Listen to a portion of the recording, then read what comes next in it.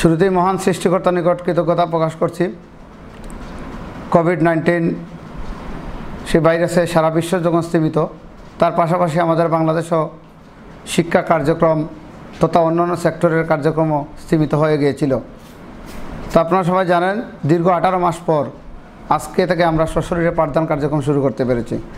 তো আসলে পাঠদান কার্যক্রম শুরু করতে গিয়ে আমরা যে কাজটা করেছি, স্বাস্থ্যবিধি মেনেই আমরা সেই কার্যক্রম শুরু করেছি। সরকার নির্ধারিত স্বাস্থ্যবিধির যে প্রজ্ঞাপন জারি করা হয়েছে সেটা মোতাবেক সর্বপ্রথম আমরা আজকে সেই ডিজিটাল থার্মোমিটার দ্বারা আমরা বাচ্চাদের পরিমাপ করেছি, তাপমাত্রা পরিমাপ করে তারপর হ্যান্ড স্যানিটাইজার বাচ্চাদেরকে ইউজ করিয়ে তারপর আমরা তাদেরকে শ্রেণীকক্ষে প্রবেশ করেছি। শ্রেণীকক্ষে প্রবেশ করে তাদেরকে আমরা 3 ফিট দূরত্ব বজায় রেখে তাদেরকে আমরা বসার সুযোগ করে দিয়েছি এবং আমরা ক্লাস শুরুর প্রাক্কালেই আমি নিজে গিয়েও তাদেরকে কিছু নির্দেশাবলী দিয়েছি। আপনারা দেখতে পাবেন আমাদের স্কুলের প্রবেশমুখেই একটা নির্দেশাবলী টাঙিয়ে দেওয়া হয়েছে। সেখানে স্বাস্থ্যবিধি মানতে গিয়ে যে সমস্ত রুল প্রয়োগ করা দরকার সবগুলোই আমাদের সেই ব্যানারের মধ্যে আমরা উপস্থাপন করেছি। ছাত্ররা যখন স্কুলে প্রবেশ করেছে সেই ব্যানারটা পড়ে তারপর বুঝিয়ে তারা সব কিছু সুস্থ জ্ঞানে ভালোভাবে তাদের ভিতরে সেটা আয়ত্ত করে তারপরে কিন্তু তারা আমাদের বিদ্যালয় প্রাঙ্গণে ঢুকেছে। আমরা সম্পূর্ণ স্বাস্থ্যবিধি মেনেই আজকের আমরা পাঠদান শুরু করেছি। ধন্যবাদ। আচ্ছা স্যার, সপ্তাহে কতদিন ক্লাস হবে বা কোন কোন শ্রেণী ক্লাস হবে? হ্যাঁ, আসলে সরকারি নির্দেশনা মোতাবেক আজ থেকে সেকেন্ডারি লেভেলের স্কুলগুলোতে SSC 21 এবং SSC 22 অর্থাৎ নতুন দশম শ্রেণী এবং পুরাতন দশম শ্রেণী সপ্তাহে প্রতিদিন চলবে 6 দিন, শুক্রবার ব্যতীত 6 দিন চলবে SSC 21 এবং SSC 22-এর ক্লাস। আর 6 to 9 পর্যন্ত সপ্তাহে একদিন ক্লাস চলবে। SSC 21 পরীক্ষা কি হবে? হ্যাঁ, SSC 21 পরীক্ষা আজকে পর্যন্ত আমি বলতে পারি হবে। সেটা নভেম্বরের মাঝামাঝি অনুষ্ঠিত হবে এবং সুখবর হচ্ছে ইতিমধ্যে সারা বাংলাদেশে প্রায় প্রশ্নপত্র ট্রেজারিতে জমা হয়ে গেছে এবং আমাদের উপজেলায় আজকে আমাদের থানাতে এসে সেই ট্রেজারিতে প্রশ্নপত্র জমা হবে। সুতরাং আমি আশাবাদী SSC 21 সৃষ্টিকর্তার অপার কৃপায় আমরা নভেম্বরের মাঝামাঝি সময়ে SSC 21 পরীক্ষা নিতে পারবো।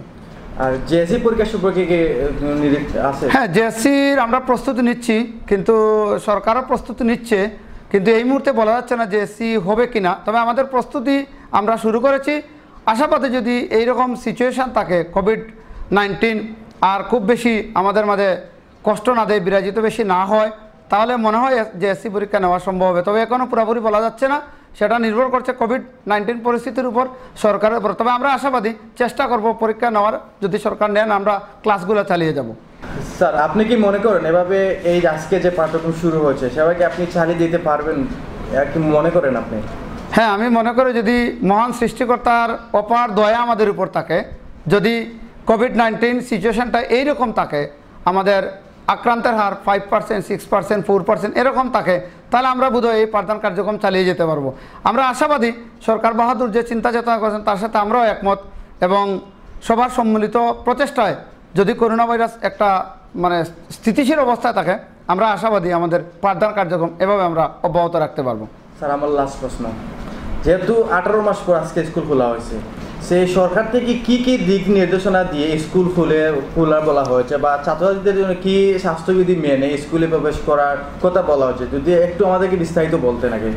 হ্যাঁ, সরকার থেকে আসলে যে সমস্ত নির্দেশাবলী দেওয়া হয়েছে তার প্রথমেই হচ্ছে 12 তারিখ স্কুল খোলার পূর্বেই, অর্থাৎ প্রায় 10 থেকে 12 দিন পূর্বেই নির্দেশাবলী দেওয়া হয়েছে সম্পূর্ণ স্কুল, এমনকি আঙ্গিনা স্কুলের প্রত্যেকটি রুম, শ্রেণীকক্ষ, ডেস্ক, বেঞ্চ সবগুলা আমরা জীবাণুমুক্ত করেছি। জীবাণুনাশক দ্বারা আমরা সেটা পরিষ্কার করেছি। ইতিমধ্যে আমরা আমাদের ক্লাসরুমে নিয়ে গিয়েছিলাম, সেখানেও আপনি দেখেছেন যে আমরা আমাদের যথাসাধ্য চেষ্টা করেছি সরকারি নিয়ম মোতাবেক। আমরা সেভলন, ডেটল, বিভিন্ন ধরনের হ্যান্ড ওয়াশ দ্বারা আমরা ডেস্ক, বেঞ্চ অত্যন্ত সুন্দরভাবে পরিপাটি করে দৌত করে আমরা পরিষ্কার করেছি এবং প্রত্যেকটা ক্লাসরুমের ফ্লোরগুলো আমরা ডেটল, সেভলন পানি মিশিয়ে এমনকি জীবাণুনাশক ফিটকিরি ব্লিচিং পাউডার দিয়েও আমরা মেঝেটা যে পরিষ্কার করেছি। মোটামুটি আমার স্কুলের সার্বিক পরিস্থিতি খুবই ভালো। আর সরকার থেকে যে নির্দেশনা দেওয়া হয়েছে যে তাপমাত্রা পরিমাপক যন্ত্র দ্বারা তাপ মাপতে হবে, দেখেছেন যে আমরা তাপমাত্রা পরিমাপক যন্ত্র দিয়ে তাপ মেপেছি, ছাত্রদেরকে হ্যান্ড স্যানিটাইজারের ব্যবস্থা করেছি। আমাদের বারান্দায় 2টা ড্রাম দেওয়া হয়েছে, মেয়েদের জন্য একটা পানির ড্রাম, ছেলেদের জন্য একটা পানির ড্রাম, হাত ধোয়ার ব্যবস্থা করেছি, নিরাপদ পানির ব্যবস্থা রয়েছে। আমাদের পর্যাপ্ত আলো এবং বিদ্যুতের ব্যবস্থা রয়েছে এবং মোটামুটি আমাদের পরিবেশটাও ভালো, চতুর্দিকে আমরা পরিষ্কার পরিচ্ছন্ন রেখেছি। আর ছাত্রদের জন্য যে নির্দেশাবলী দেওয়া হয়েছে 3 ফিট দূরত্ব বজায় রাখতে হবে, গাদাগাদি করে বসা যাবে না, ভিড় এড়িয়ে চলতে হবে। এ কারণে সরকার থেকে বলা হচ্ছে প্রতিদিন তাদের হবে 2টা করে ক্লাস এবং শ্রেণীকক্ষে তারা কোনো খাবার গ্রহণ করতে পারবে না, বাড়ি থেকে তারা পানি আনতে পারবে অথবা স্কুল থেকে তারা পানি পান করতে পারবে। তাছাড়া তাদের মাস্ক থাকতে হবে। আমাদের বিদ্যালয়ের পক্ষ থেকেও আমরা মাস্ক প্রদান করেছি, আমাদের পর্যাপ্ত মাস্কের ব্যবস্থা আছে। যদিও বাচ্চাদেরকে আমরা মাস্ক ব্যবহারের কথা বলি, যদি কোনো বাচ্চা মাস্ক নাও আনে আমাদের পর্যাপ্ত মাস্ক আছে, আমরা বাচ্চাদেরকে মাস্ক আজকেও সরবরাহ করেছি, প্রতিদিনই করব এবং আমরা চেষ্টা করব আমাদের সরকার নির্ধারিত সেই স্বাস্থ্যবিধি মেনে চলার। ধন্যবাদ। দেশবাসীর জন্য কিছু বলার আছে আপনার? সমস্ত দেশবাসীর উদ্দেশ্যে এটাই বলবো যে সমস্ত দেশবাসী মানে উদ্বিগ্ন ছিল যে কখন স্কুল খুলবে। আমি কালকেও দেখেছি আমাদের সেই ইন্টারনেটের ফেসবুকে অনেক মানুষ বলতেছে যে আকাশে চাঁদ উঠেছে, কালকে ঈদ, এরকম মনে হচ্ছে। আসলে ঘটনাটা হচ্ছে সবাই দীর্ঘ প্রতীক্ষার অবসান ঘটেছে। আজ 12ই সেপ্টেম্বর, আজকে যে মহান সৃষ্টিকর্তার দয়ায় আমরা শ্রেণীকক্ষে ফিরতে পেরেছি সশরীরে, এর জন্য মহান সৃষ্টিকর্তার নিকট আবারও আমি কৃতজ্ঞতা প্রকাশ করছি। আর দেশবাসীকে আমি এটাই বলবো যে আপনারা ধৈর্য ধরেন, মাননীয় প্রধানমন্ত্রী এবং শিক্ষামন্ত্রীর উপর আস্থা রাখেন। আপনারা অযথা বিরূপ মন্তব্য করবেন না। আমি দেখতে পাচ্ছি অনেক অভিভাবক বিরূপ মন্তব্য করেছেন এবং আমাদের শিক্ষকদেরকেও দোষাদোষি করতেছেন। আমরা তো অসহায়, এই কোভিড-19-এর কাছে আমরা সবাই অসহায়। এটা তো আল্লাহর হাত, এখানে আমাদের কারো কোনো হাত নেই, শিক্ষামন্ত্রী প্রধানমন্ত্রীরও হাত নেই। সুতরাং দোষাদোষি না করে আমাদেরকে সঠিক পরামর্শ দেবেন, সরকারকে সহযোগিতা করবেন। সবার সম্মিলিত প্রচেষ্টায় আমরা স্বপ্নের সোনার বাংলা গড়তে পারবো বলে আমার বিশ্বাস। ধন্যবাদ। ধন্যবাদ স্যার।